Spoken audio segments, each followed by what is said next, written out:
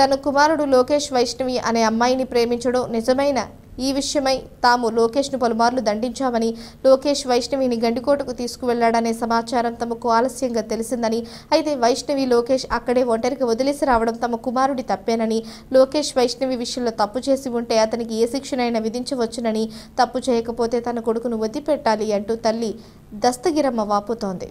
ఎవరికైనా ఆడపిల్ల ఉంది, మనకైనా ఆడపిల్ల ఉంది. చిన్న వయసు మీరు తెలిసి తెచ్చినారో తెలియక తెచ్చినారో మానుకోండి నాయన అని వాళ్ళ ఆయన మేము అడిగినాం. అది కావాలంటే మా ఇరుగు పొరుగైనా అడగండి. వాళ్ళు ఏమన్నారు? ఆడిపోయి పటాకులు పెట్టింటే వాళ్ళు కొట్టుకుంటూ వచ్చినారు. మాకు చెప్పలే మీ పిల్లోడు ఇట్లా పటాకులు పెట్టినారని చెప్పినారు, కానీ మీ పిల్లోడు మా పిల్లని ప్రేమిస్తున్నాడని చెప్పలే. అప్పట్లో మళ్ళీ పక్కన వాళ్ళు చెప్పినారు ఆ పిల్లని ప్రేమిస్తారంటే వాడు ఇష్టంగా వాళ్ళ ఇంటికాడ పటాకులు పెట్టినాడు అని చెప్పినారు మనకు. తర్వాత మీరేం చేసినారు?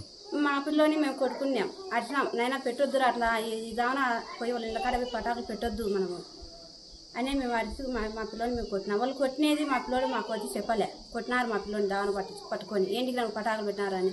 అప్పటికి వాళ్ళకి తెలిసిందో ఏమో మాకు తెలియదు. నిన్న ఏం జరిగిందమ్మా?